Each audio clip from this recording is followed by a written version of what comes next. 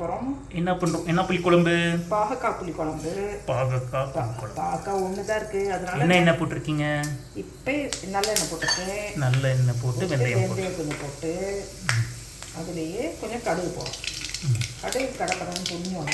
இந்த நல்லா பாகக்காய் ஒன்று தான் இருக்குது, அதனால் கொஞ்சம் பையன் கேட்டாங்க நிறைய பூண்டு போடும். நிறைய போட்டிருக்கேன், நிறைய மிக்சர் இருக்குது. நீங்கள் திருப்பதி போகிறோம் இல்லையா, அதெல்லாம் வச்சு என்ன பண்ணுறது, அப்படி குழம்பையாக போட்டுருவோம் அப்படின்னு வச்சுனாலும் ஒன்றும் ஆகாது. நம்ம போட்டு நல்லா பொரிய விட்டுட்டு அப்புறம் பாக்காயும் நல்லா எண்ணெயிலே வதக்கணும்.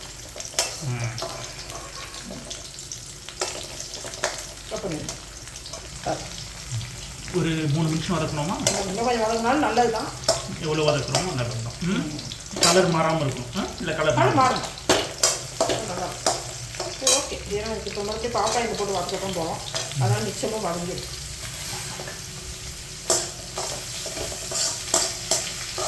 எவ்வளோ தூரம் வதக்க முடியும் வதக்க வேண்டியது தான்.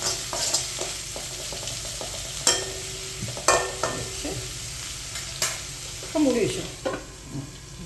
எவ்வளோ நேரம்? 5 நிமிஷம். 5 நிமிஷம் நல்லா தெரியும் நமக்கு. கொஞ்சம் அது கொஞ்சம் நல்லா வதங்கி வரும் இல்லையா, அது வரைக்கும். ஆல்மோஸ்ட் ஒரு 7 மினிட்ஸ் இருக்கும்ல, 7-8 மினிட்ஸ் இருக்கும்னு நினைக்கிறேன். இப்போ நல்லா பூண்டும் சேர்ந்து வதங்கிருச்சு. பூண்டு வெங்காயம் எல்லாமே சேர்ந்து வதங்கிருச்சு. தக்காளி ஒரு 3 தக்காளி போடும். சின்ன தக்காளியா? ஒரு 3 தக்காளி. 3 தக்காளியா? புளிக்குழம்பு கொஞ்சம் தக்காளி அதிகமாக வேணும். புளி தான் நிறைய வைப்போங்க. சரி, புளி நான் ஃபஸ்ட்டு வச்சு கம்மியாக இருக்கணும். கொஞ்சம் வந்து உப்பு ஃபஸ்ட்டு விட போகணும். மூடி வச்சு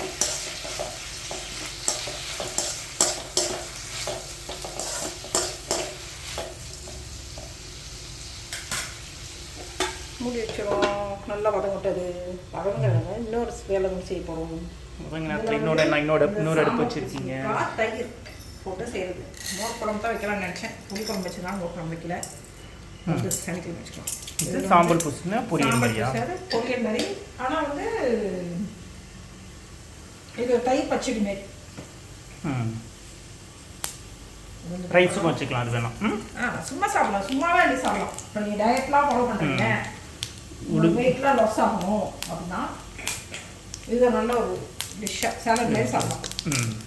கொஞ்சோண்டு கடுகு, கொஞ்சோண்டு சீரகம், கொஞ்சம் இதில் கருவேப்பிலை கிள்ளி போட்டேன் வாசனை.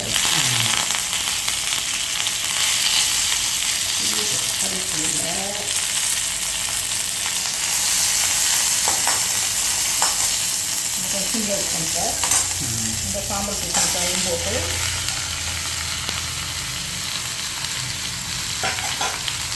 இன்னைக்கு ஒன்றும் எந்த ஃப்ளேவரும் இல்லை. இவ்வளோதான். இந்த போட்டு வதக்கிட்டு இதிலே தண்ணி விடுவோம், அதனால் ஓப்பன்லேயே விட்டு நீங்கள் வளர்க்கலாம். தண்ணி கழினாலும் இதிலே தண்ணி விடுவோம்.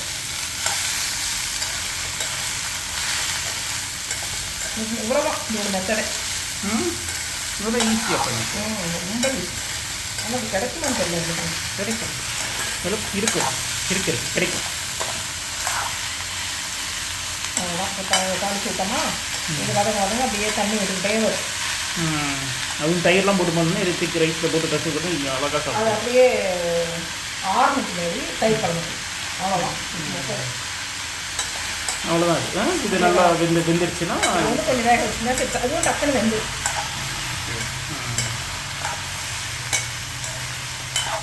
கொஞ்சம் அடிப்புக்கு தான் நீங்கள் வேணால் கொஞ்சம் தண்ணி ஊற்றலாம். அது தண்ணி விட்டு பார்க்கலாம். சும்மா வளர்த்து பார்க்குறேன். தயிர் போட்டிங்கன்னா அப்படி ஆரம்பிக்கும். டேபிள் சால்ட்டு போட்டு தயிர் போட்டு கலந்துடணும். அப்படி இதிலேயே போட்டு கடைசி வேகிற நேரம் உப்பையும் போட்டிங்கன்னா அப்படி ஊறி இருக்கு தானே உப்பு. அப்புறம் ஆறிடும். இப்போ என்ன பண்ணுறீங்க? இது கலந்துட்டு ஒன்றுமே சரி. இப்போ அப்படி தான் வைக்கிறேன். போட்டு போட்டு முடிக்கா போட்டு முடியும். கொஞ்சம் குறைச்சே போட்டேன். அப்படி இப்படி பார்ப்போம்.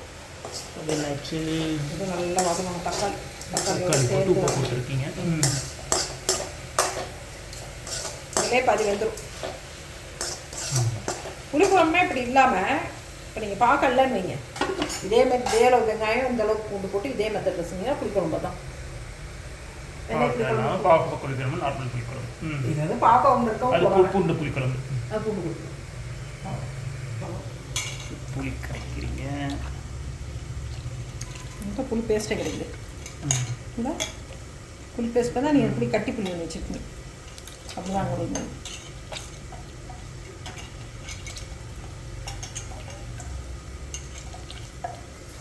அப்போ தான் அந்த புளிக்குழம்பு டேஸ்ட்டு தெரியல. இது எவ்வளோ புளி இருக்குன்றது ஏற்கனவே ஊற வச்சு புளி. தண்ணியில் எதுவுமே விடாமல் சூப்பராக அப்படியே வதங்கிட்டே இருக்கும். தண்ணி விடவே தேவையில்லை, ஏன்னா இதுலேயே தண்ணி வரும். இதுலேயே தண்ணி வரும். சுண்டு ஒரு சார் ஒரு தக்காளி தான். இந்த டைமில் சூப்பர் கற்று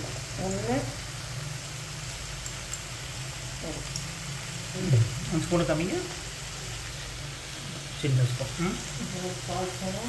மஞ்சள் பொடி, வெறும் தனியா தூள். தனியான கொரியண்டர் தான். 2 ஒரு 3 மிளகாத்தூள் கொஞ்சம் கொரியண்டர் வந்து டபுள் மடங்கு. ஆமாம்.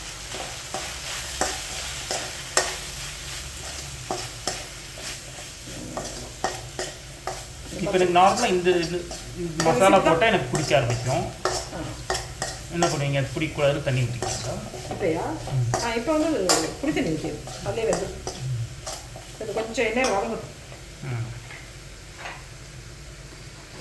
பச்சை வாசனை போகிறதுக்காக கொஞ்சம் அதே எண்ணெயில் இந்த மசாலா போட்டு வதக்கிக்கிட்டே இருக்கும். காய்ச்சி வச்சுருந்த புளியை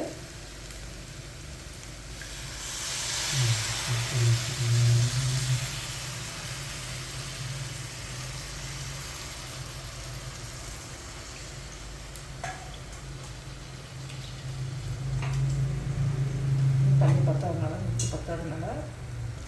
கொஞ்சம் தண்ணி விடும் வேகிறது.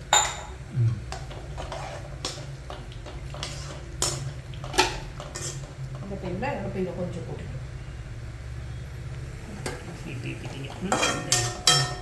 எல்லாம் போட்டுச்சு. அவ்வளோதான் முடிச்சிடணும். இதுலேயே நல்லா திக்காக வந்தோன்னா இறக்கிடும். என்னாச்சு? இன்னுமே அவ்வளோ அப்படியே இருக்கிற தண்ணியிலேயே வெந்துட்டு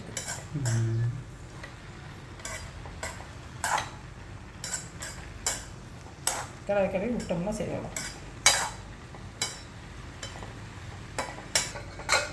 சாம்பல் பூசினா ஒரு டைம் எடுக்கும். கொஞ்சம் வேகம் இல்லை, தண்ணி விடாமல் வச்சுருக்கோம். தண்ணி விட்டோம்னா கொஞ்சம் டக்குன்னு வேகும். கொஞ்சம் எண்ணெய் விடுவோமா?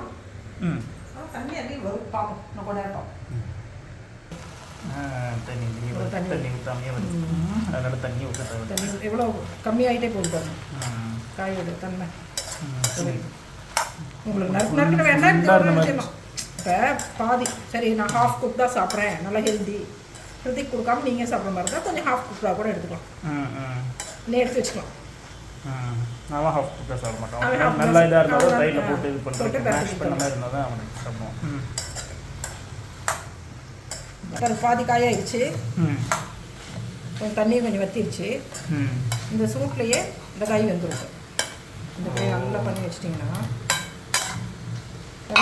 டைமில் கொஞ்சம் சூட்டில்னா நீங்கள் ஆஃப் பண்ணிடுறீங்களா? கொஞ்சம் இப்போ அந்த டைமில் சேர்த்துக்குவோம்.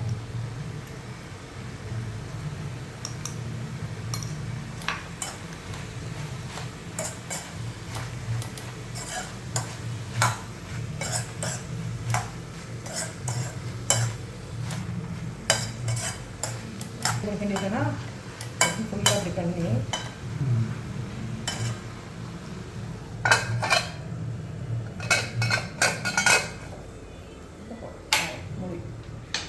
நல்லா வந்துடும். ஆறுன பின்னாடி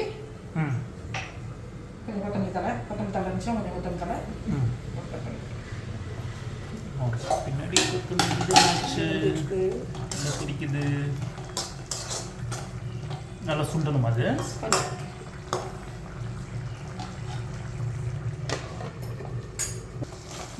நல்லா திக்காயிடுச்சு. மோஸ்ட் 10 நிமிஷத்துக்கு மேலே விட்டுருக்கோம். நல்லா க்ரீமியாக ஒரு திக்காக வந்த மாதிரி இருக்கு. Finished. Finished. Thank you, mommy.